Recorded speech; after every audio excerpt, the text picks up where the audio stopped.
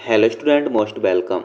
तो चलिए लिखेंगे हिंदुस्तान न्यूज़पेपर 27 दिसंबर 2025 का डिक्टेशन लिखने से पहले इसमें आने वाले कुछ हार्ड वर्ड और वाक्यांश की आउटलाइनों पर एक नज़र डाल लेते हैं। यदि आपको इसका पीडीएफ चाहिए तो आप हमारे Telegram channel short hand with Vivek से इसका पीडीएफ भी डाउनलोड कर सकते हैं। टेलीग्राम चैनल तक पहुंचने के लिए इस वीडियो के डिस्क्रिप्शन में लिंक दिया है, या आप टेलीग्राम पर सर्च करेंगे short hand with Vivek without space तो आपको आसानी से मिल जाएगा। तो चलिए लिखेंगे इसका डिक्टेशन की स्पीड लगभग 80 शब्द पर मिनट रहेगी। तो चलिए डिक्टेशन स्टार्ट करते हैं 5 सेकंड बाद।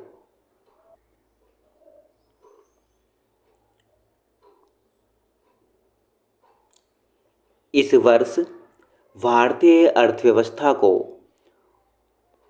भारी अनिश्चितताओं का सामना करना पड़ा। इसका बड़ा कारण अमेरिकी राष्ट्रपति डोनाल्ड ट्रंप द्वारा भारत पर लगाया गया टैरिफ रहा। इसकी वजह से भारत के निर्यात भुगतान संतुलन, डॉलर के मुकाबले रुपये की कीमत, प्रत्यक्ष विदेशी निवेश आदि पर नकारात्मक प्रभाव पड़ा। दरअसल ट्रंप ने नवंबर 2024 में अमेरिकी चुनाव जीता और तभी से यह आशंका थी कि वह अमेरिका हितैषी नीतियों को आक्रामक रूप से आगे बढ़ाएंगे। उन्होंने अपने चुनाव प्रचार में भारत व चीन पर अमेरिकी कामगारों की अच्छी नौकरियां छीनने का आरोप लगाया और उनको वापस लाने का वादा भी किया। यह संकेत था कि दूसरे देशों में अमेरिकी निवेश घटेगा। उनके सत्ता संभालने के बाद कमोवेश ऐसा ही हुआ। भारत में साल 2024 में सार्वजनिक निवेश में वृद्धि के बावजूद निजी निवेश कमजोर था, जिसका अवसर विकास और रोजगार सृजन पर पड़ रहा था। रिजर्व बैंक के आंकड़ों के अनुसार पिछले कई वर्षों से 70 से 75% क्षमता का ही उपयोग हो रहा था, जो अर्थव्यवस्था में कमजोर मांग का संकेत था। इस पृष्ठभूमि में यदि हम इस वर्ष का विश्लेषण करें तो 10 बड़ी घटनाएं नजर आती हैं। पहली, 1 फरवरी 2025 को पेश किया गया केंद्रीय बजट, जिसमें मांग को बढ़ावा देने के लिए आयकर छूट की सीमा बढ़ाकर 12 लाख कर दी गई। उम्मीद थी कि इससे मध्यम वर्ग के हाथों में खर्च करने लायक पैसे होंगे और वे अपना उपभोग बढ़ाएंगे, मगर इसमें असंगठित क्षेत्र को अछूता छोड़ दिया गया। हालांकि बजट ने राष्ट्रपति ट्रंप को यह संकेत भी दिया कि भारत प्रमुख अमेरिकी निर्यातों पर सीमा शुल्क कम करके अमेरिका के साथ अपना ट्रेड सरप्लस कम करेगा। राष्ट्रपति डोनाल्ड ट्रंप अपनी नीति से डिगे नहीं और 13 फरवरी को उन्होंने व्यापारिक साझेदारी वाले देशों से आयात पर व्यापक पारस्परिक सीमा शुल्क लगाने वाले आदेश पर हस्ताक्षर कर दिए।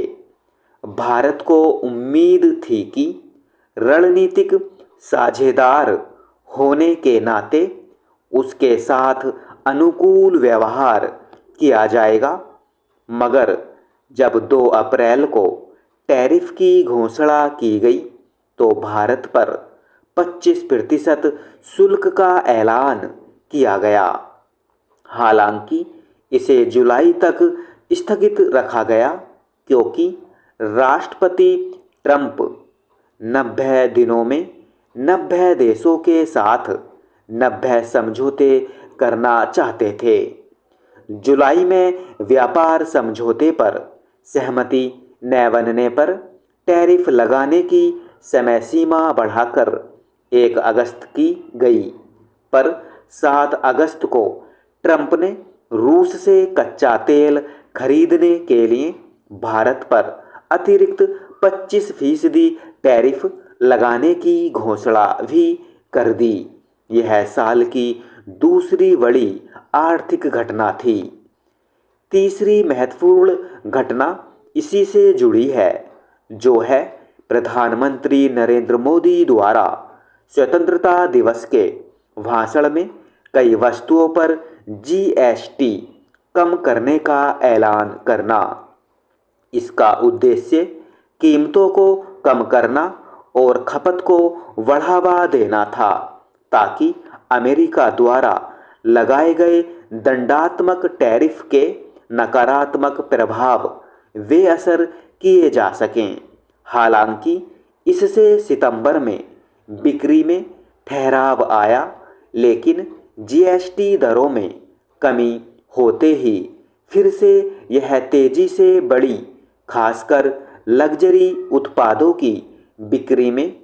चौथी घटना पहली और दूसरी तिमाही के जीडीपी आंकड़ों की घोषणा रही। इन आंकड़ों से आर्थिक वृद्धि में तेज उछाल दिखाई दिया। आईएमएफ का हवाला देते हुए यह दावा भी किया गया कि जापान को पीछे छोड़ते हुए भारत चौथी सबसे बड़ी अर्थव्यवस्था बन गया है, मगर बाद में पता चला कि यह एक अनुमान था जो साल के अंत तक के लिए लगाया गया था और कई कारकों पर निर्भर था।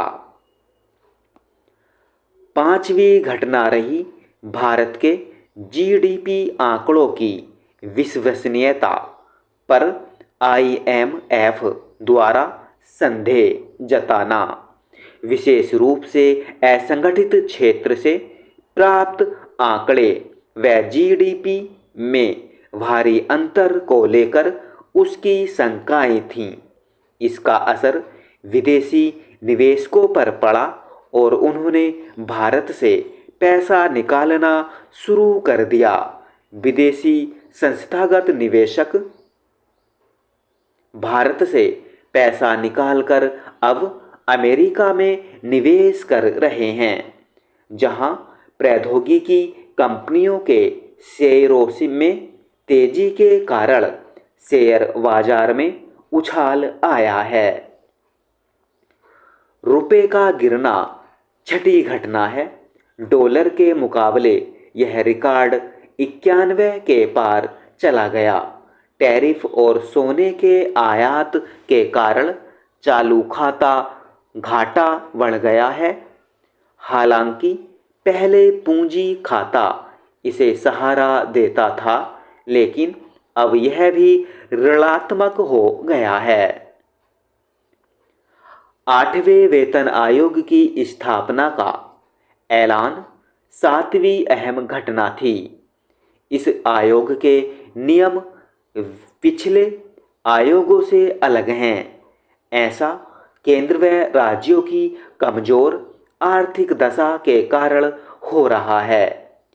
इस स्थिति को मैं 8वीं महत्वपूर्ण घटना मानता हूं। वित्त आयोग ने पिछले महीने अपनी रिपोर्ट पेश कर दी है, जो राजकोषीय संघवाद को प्रभावित कर सकती है, खास तौर से इसलिए क्योंकि फ्रीवीज पर अधिक जोर देने के कारण कई राज्य सरकारों की आर्थिक सेहत खराब है। 9वीं घटना है परमाणु दायित्व से संबंधित शांति विधेयक का पारित होना। इसको राष्ट्रपति द्रौपदी मुर्मू ने भी मंजूरी दे दी है।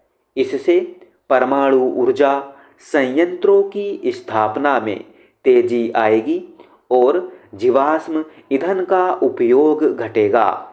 इसके साथ ही उच्च शिक्षा विधेयक को संसदीय समिति के पास विचार विमर्श के लिए भेजने की मंजूरी भी दी गई है। इससे भारत में उच्च शिक्षा को अधिक स्वायत्तता मिलेगी। इसकी सफलता भारतीय अनुसंधान और विकास को गति देगी, जिसमें हम अन्य देशों से पिछड़ रहे हैं। ये प्रयास परोक्ष रूप से भारतीय अर्थव्यवस्था को गति देने में सहायक साबित हो सकते हैं। स्टॉप।